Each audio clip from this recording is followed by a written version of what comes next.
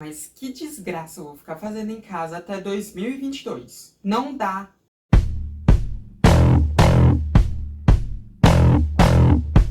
Oi, gente, tudo bom com vocês? Eu espero que sim. Eu espero que essa quarentena esteja sendo muito tranquila pra vocês, ou o mais tranquila possível, porque acho que ninguém tá 100% tranquilo nessa situação. E hoje nós vamos falar sobre coronavírus mais uma vez. Acontece que nessa semana todo mundo foi pego de surpresa por um estudo que dizia que a gente vai ficar em quarentena até 2022. Mas será que foi isso mesmo que esse estudo disse? Eu já afirmo pra vocês que não é bem assim. E não, o Átila não falou merda. Pra fazer esse vídeo eu tive que estudar bem, eu tive que fazer um roteirozinho bem legal e tive que ler artigo científico, que era algo que eu não fazia há algum tempo. E como artigo científico e roteiro de artigo científico não é a coisa mais simples do mundo, eu vou precisar de uma colinha aqui do meu roteiro. Bem melhor. O artigo em questão vai estar aparecendo aqui do lado, e o nome dele é esse: Project the Transmission Dynamics of SARS-CoV-2 Through the Post-Pandemic Period.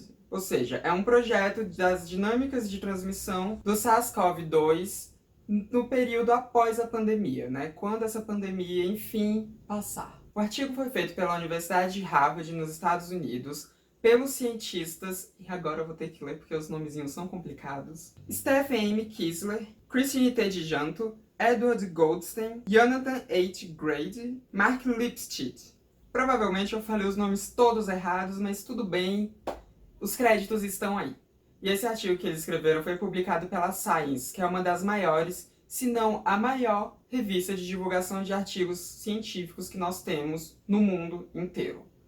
Ou seja, o peso desses artigos é realmente bem relevante. E a publicação dele saiu no dia 14 de abril de 2020, então ele tá assim, fresquinho. O link com o artigo completo vai estar aqui embaixo na caixa de descrição. Vocês sabem que eu sempre coloco links na caixa de descrição, então leiam, vale muito a pena. O artigo vai estar todo em inglês, sim, porque ciência é escrita em inglês, mas nada que um Google Tradutor não resolva, né? Então, enfim. Vocês conseguem dar um jeito se vocês realmente quiserem ler o artigo. E uma coisa muito legal que está acontecendo no meio científico durante esse período de pandemia é que todos os artigos científicos escritos sobre coronavírus, eles estão sendo abertos para o público, né? Porque geralmente em várias revistas, como a Science, por exemplo, a Nature, que são revistas de peso muito grande, você tem que pagar para ler os artigos científicos ou pegar o linkzinho ali, jogar no Sci-Hub, que é algo que eu já fiz muito nessa minha vida de UNB. Mas agora, no momento, não precisa disso, porque todos os artigos sobre coronavírus estão abertos. Então é só você abrir o artigo ali no site, que ele vai estar todinho ali para você ler, feliz da vida. Então aproveitem. Porque se tem alguém que está se mostrando muito solidário nesse momento é a ciência, diferente de certos governantes, como, né, Donald Trump. Mas isso a gente fala depois. Talvez até em outro vídeo, não sei. Mas chega de enrolação e vamos dizer o que exatamente esse artigo fala e por que ele foi tão polêmico e por que o Átila Yamarino foi tão atacado quando ele publicou sobre esse artigo no Twitter dele. Eu vou falar bem brevemente sobre a metodologia que esses cientistas usaram para fazer esse artigo. E quando eu digo bem brevemente, eu tô falando bem brevemente mesmo, porque esse nunca foi um canal que pega artigo científico e destrincha por aí, não é agora que vai começar a ser. Na verdade, é a primeira vez que eu pego um artigo científico e leio aqui para vocês o que tá dizendo, né? Então, enfim. Deixa eu só começar a gravar que todas as motos do Gama decidem passar por aí. Incrível, todo mundo pediu delivery assim que eu liguei essa câmera. Mas enfim, para se fazer essa projeção pós-pandêmica, os cientistas utilizaram dois tipos de coronavírus, que foram o HCOV-OC43 e o HCOV-HK1. Esses dois tipos de coronavírus são tipos muito comuns, que eles são responsáveis por quase todos os resfriados lá nos Estados Unidos, né? A segunda maior causa de resfriados nos Estados Unidos são esses dois tipos de coronavírus. Esses coronavírus, eles não têm uma aparência tão parecida com o que a gente está enfrentando agora, que é o SARS-CoV-2, mas ele tem uma transmissão muito parecida com o SARS-CoV-2, né? A taxa dele de infecção, a distribuição de infecção, a rapidez com que ele infecta as pessoas é muito mais semelhante ao SARS-CoV-2 do que o vírus que tem ali as estruturas mais parecidas com o SARS-CoV-2, que é o SARS-CoV-1, que a gente já deu um jeito nele há algum tempo. É importante dizer que a imunidade dada depois que a pessoa se infecta por um desses 2 coronavírus que foram usados nesse estudo é de em torno de 1 ano. Então, né, a pessoa pega aqui esse tipo de coronavírus, sei lá, agora, em abril de 2020, ela vai ficar mais ou menos até abril de 2021 sem ser contaminada por esse tipo de coronavírus, mas depois ela pode acabar sendo contaminada por ele. O SARS-CoV-1, que é o coronavírus que é mais parecido com o que a gente está tendo que lidar agora, ele tem um período de imunidade de 2 anos. Então, uma pessoa que pegasse ele agora, em abril de 2020, só iria ter a possibilidade de pegar ele de novo em abril de 2022. Porque é um período de 2 anos, depois disso, né, ela pode acabar se infectando de novo, depois são mais 2 anos e por aí vai. O vírus que a gente está lidando agora nessa pandemia, o SARS-CoV-2, a gente não sabe quanto tempo que dura a imunidade dada por ele. A gente não tem essa mínima noção. Pode ser que seja 1 ano, pode ser que sejam 2 anos, pode ser que seja para sempre, que é o que a gente mais quer que aconteça, e pode ser que logo em seguida da recuperação a pessoa já acabe pegando ele de novo. A gente não sabe ainda, esses estudos ainda precisam ser feitos para a gente poder ter uma ideia de quanto tempo de imunização, mas isso a gente só vai saber mesmo daqui a muito tempo, porque a gente ainda não tem pacientes curados por coronavírus do SARS-CoV-2 com um tempo bom o suficiente.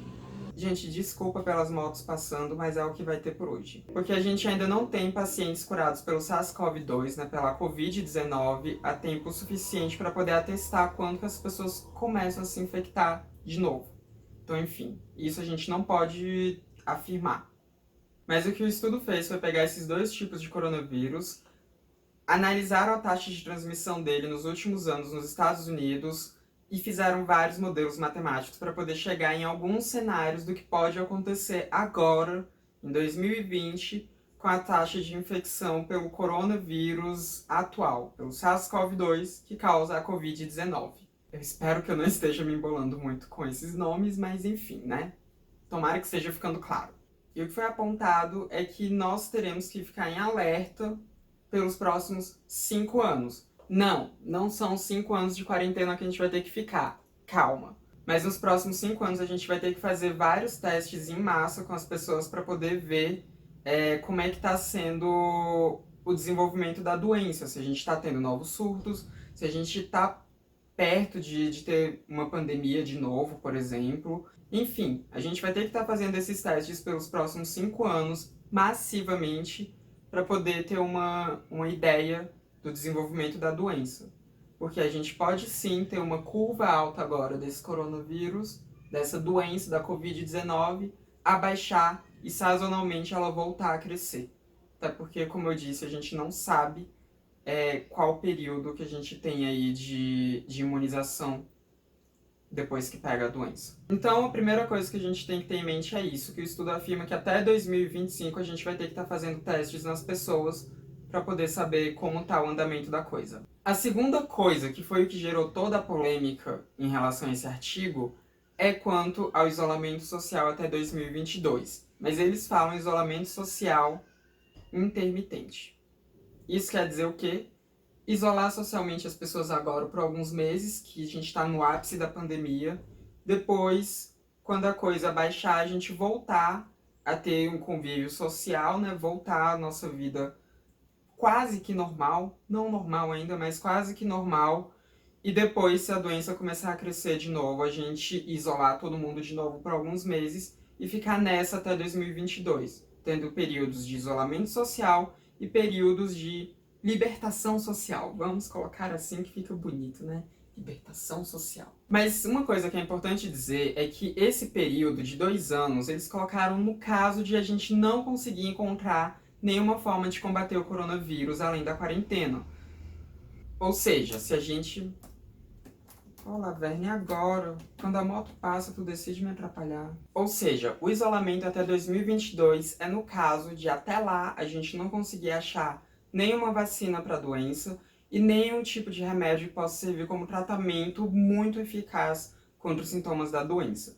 Porque, não, cloroquina não está se mostrando eficaz. Vou fazer um vídeo sobre isso ainda, mas não está se mostrando eficaz o suficiente para que possa ser usada como tratamento. A gente está tendo aí no mundo vários outros remédios sendo testados, né? E várias tentativas também de fazer com que uma vacina possa ser produzida. Então, esse cenário de ficar até 2022 sem ter nenhum tipo de tratamento, nenhuma vacina preventiva, é muito improvável. E não, o artigo ele não está errado por ter mostrado um cenário hipoteticamente improvável de acontecer. Até porque a função desse artigo é alertar para que rumos a gente, como nação e como meio científico, tem que caminhar para poder combater essa pandemia, para poder combater essa infecção. Eu vou até ler para vocês exatamente o que foi dito no artigo, traduzido, obviamente, mas aqui do lado vai estar aparecendo o original em inglês, exatamente o que eles disseram na conclusão do artigo, né, ali no último parágrafo do artigo. Abre aspas. O distanciamento intermitente pode ser necessário até 2022, a menos que a capacidade de cuidados intensivos seja substancialmente aumentada ou um tratamento ou vacina esteja disponível. E teve muita gente que pegou aquilo que o Átila disse e distorceu assim, de uma forma como se ele estivesse falando que a gente teria que ficar 2 anos de quarentena, 2 anos reclusos em casa. E não é assim. É distanciamento social intermitente. E também é só no caso de não haver nenhuma vacina e nenhum tratamento eficaz que a gente vai ter esse período de 2 anos de quarentena, sim, quarentena não. Quer dizer, que isso seria o ideal, né?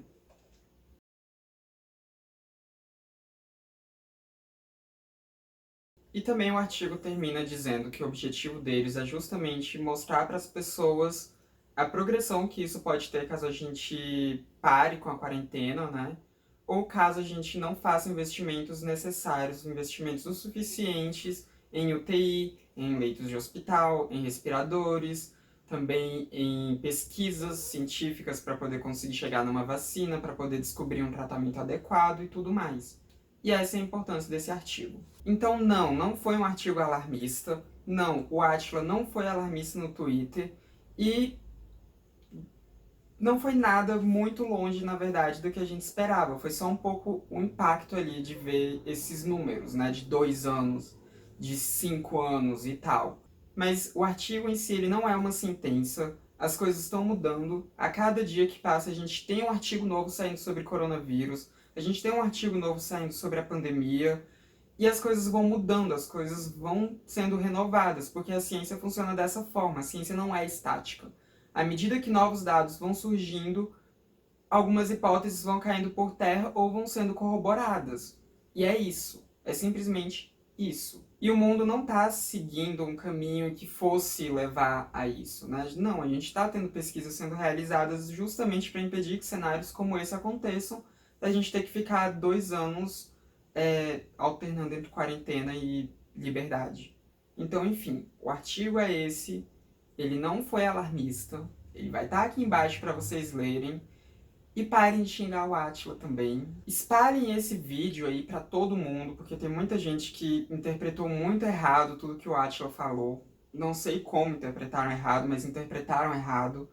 Eu vou deixar também como recomendação para vocês o vídeo que o canal Nunca Vi um Cientista publicou, ou Nunca Vi uma Cientista, né, já que são 2 mulheres que fazem o canal.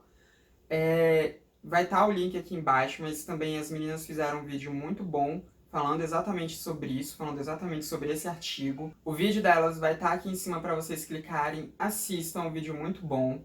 E, enfim, acho que eu já falei tudo que tinha para falar sobre esse artigo, né? Divulguem, disseminem.